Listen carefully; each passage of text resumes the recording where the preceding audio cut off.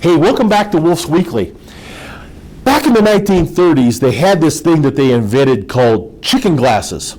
And they were actually glasses for chickens. And they would put them on, and the whole idea is so that the chicken could not see red. Because chickens, when they get in a big group, if there's any blood on a chicken, any blood shows, as chickens, they would attack that chicken.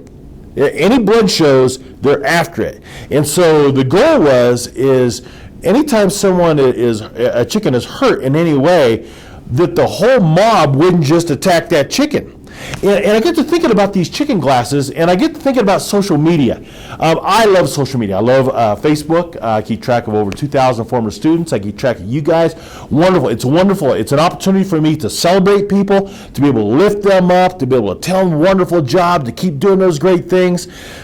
Unfortunately, we have some people that have zero clue on how to handle social media. And frankly, for us adults, who trained us in that? We weren't trained in school about how to handle social media. We were able to handle a lot of social situations, but I see people hiding behind keyboards, throwing things out there that they would never say to me face to face, or say to any other educator or any other human being face to face. They just spew it out there. And we can no longer do that. We live in an amazing place.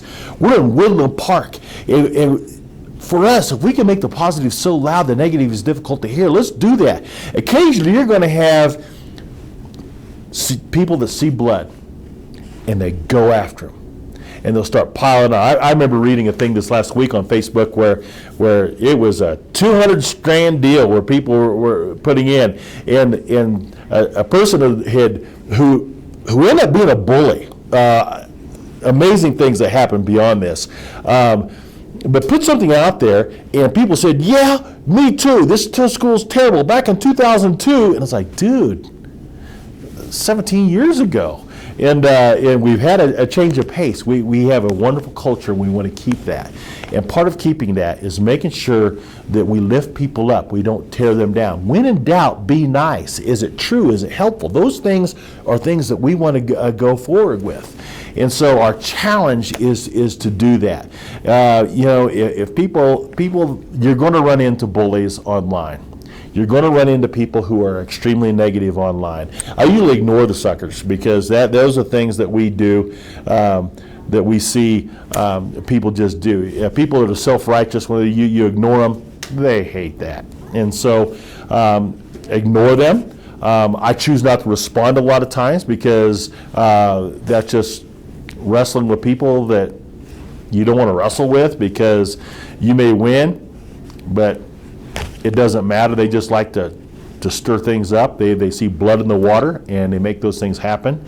So folks, we're asking you, be leaders, teach your kids, you do the right thing, you be example. Let's lift people up. I want to share with you, it's National Principal Week. We have a lot of principals. They won't tell you the bullying they take, the continual calls that drive by their houses. It's time for us to step up and stand up for the right thing. We always said we would when we were young, but now we have that opportunity to do that, to stand up. Change of pace next week. We have the whole week off for your kids. You're welcome.